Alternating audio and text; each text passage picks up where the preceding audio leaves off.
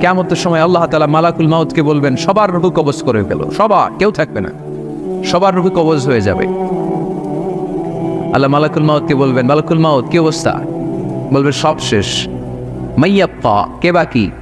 মালাকুল মাউত বলবে জিনেরা বাকি, যাদেরকে দেখা যায় না। আল্লাহ বলবেন জিনদেরকেও শেষ করে ফেলো, রূহ কবজ করো। মালাকুল মাউত আজরাইল জিনদের রূহ কবজ করবে। আল্লাহ এবার জিজ্ঞেস করবে ইয়া মালাকাল মাউত আখবিরনি মাইয়াপ্পা, এবার বলো আর কে বাকি? মালাকুল মাউত বলবে আল্লাহ মানুষগুলো সব শেষ, জিনগুলাও শেষ, এবার বাকি ইবলিস শয়তান। কে বাকি? ইবলিসও শেষ করো, ইবলিসও শেষ। আল্লাহ আবার জিজ্ঞেস করবেন ইয়া মালাকাল মাউতি মাইয়াপ্পা, আর কে বেঁচে আছে বলো?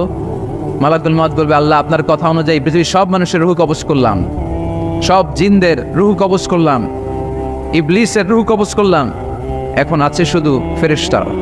আছে কারা? যাও ফেরেশতাদের রূহ কবজ করো, ফেরেশতাদের রূহ কবজ হয়ে যাবে। এবার আল্লাহ জিজ্ঞেস করবেন ইয়া মালাকাল মাউত আখবিরনি মাইয়াপ্পা।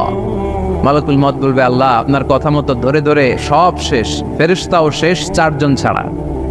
কয়জন ছাড়া? জোরে বলেন কয়জন ছাড়া? ইসরাফিল, জিব্রাইল, মিকাইল, আজরাইল। আল্লাহ এই 4 জন আমরা বাকি। আল্লাহ বলবে যাও ইযহাব ইনতালিক ইলা জিবরিল ওয়াকবাদ রূহা, জিব্রাইলের রূহ কবজ করো। ইযহাব ইলা ইসরাফিল ওয়াকবাদ রূহা, ইসরাফিলের রূহ কবজ করো। ইযহাব ইলা মিকাইল ওয়াকবাদ রূহা, রূহ কবজ করো। ওই 3 ফেরেশতাও শেষ।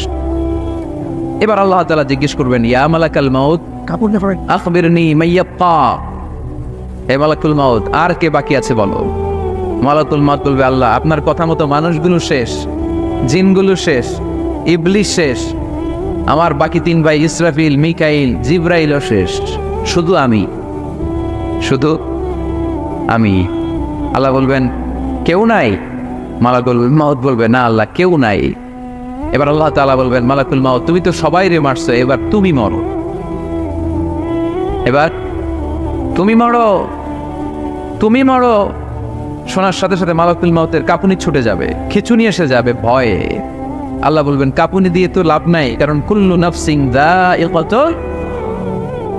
রব্বুল আলামিন বলবেন মালাকুল মাউত কেঁদো না, এটাই দুনিয়ার বিধান, আমি আল্লাহর দেয়া বিধান, এটাই, জন্মালেই মরতে হয়। যাও জান্নাত জাহান্নামের মাঝখানে একটা জায়গা আছে, জায়গাটার নাম হলো আরাফ।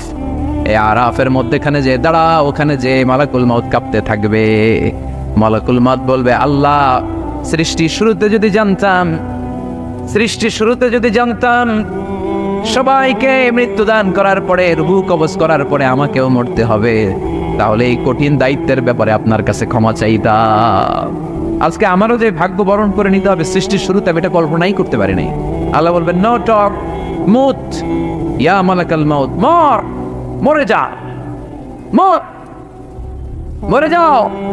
বলার সাথে সাথে মালাকুল মাউত এক বিকট চিৎকার হাঁকিয়ে মরে যাবে। মালাকুল মাউতের চিৎকারটা সেদিন এত ভয়ঙ্কর হবে, বিষ্ণু ইসলাম বলেন ওই চিৎকারের আওয়াজ যদি পৃথিবীর মানুষেরা কান দিয়ে শুনতে পেত, তাহলে কিয়ামত সংগঠিত হওয়ার জন্য আলাদা করে ইসরাফিলের সিঙ্গার প্রয়োজন হতো না। ওই চিৎকারের আওয়াজে প্রতিটা মানুষ কানের পর্দা ফেটে ওই জায়গায় লাশ হয়ে পড়ে যেত।